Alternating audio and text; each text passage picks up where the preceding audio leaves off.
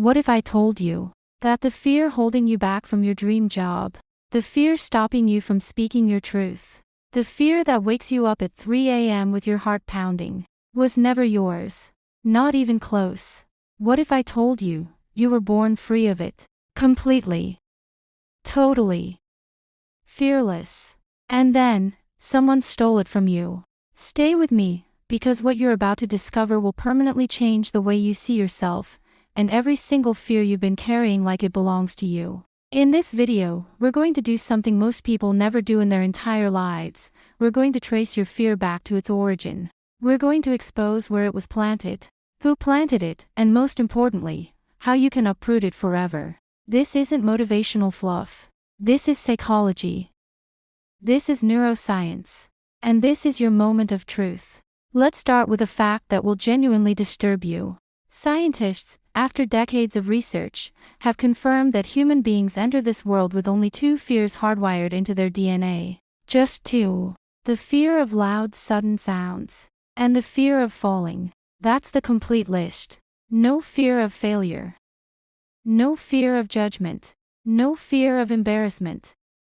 No fear of success. No fear of being alone.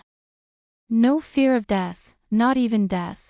Those were all installed later, like software uploaded into a machine that had no say in the matter.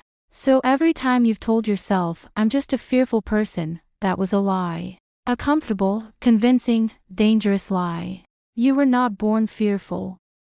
You were made fearful. And there is a world of difference between those two things. Deep inside your brain, beneath all your intelligence, your memories, your personality sits a tiny almond-shaped structure called the amygdala.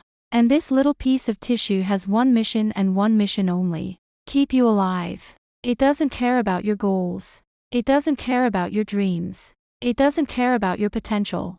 The moment it detects any threat, real or imagined, it fires an emergency signal through your entire body. Heart racing. Palms sweating. Throat tightening. Thoughts scattering. Here's the terrifying part. Your amygdala cannot distinguish between a lion chasing you through the jungle and your phone ringing with an unknown number. To your brain, both feel like death.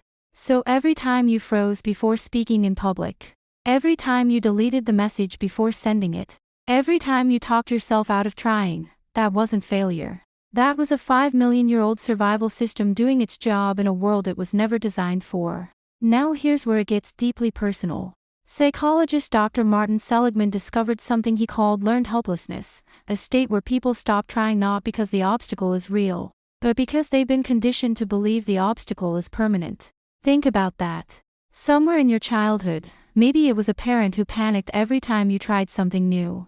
Maybe it was a teacher who laughed at your answer in front of the class. Maybe it was a moment of humiliation so sharp, so sudden, that your brain decided, never again. And from that day forward, your amygdala filed that experience as a life-threatening danger. Not metaphorically. Literally. That one moment, that one person, that one sentence, rewired your nervous system without your permission. Two people lose their jobs on the same day. One collapses into depression for a year. The other builds a company within 6 months. Same event. Completely different outcome. The difference wasn't talent. It wasn't luck. It wasn't even courage. It was meaning. Because fear doesn't live in what happens to you. Fear lives in the story you tell yourself about what happened to you. And stories, unlike events, can be rewritten. So I'll leave you with this. Don't ask yourself, what am I afraid of? Ask yourself, who taught me to be afraid of this? Because the moment you find the teacher, you discover the lesson was never true. And the moment you reject the lesson, you get your fearlessness back. Drop a comment right now. What fear do you believe was programmed into you without your permission? I read every single one. And if this hit you somewhere deep, share it with someone who needs to hear it today.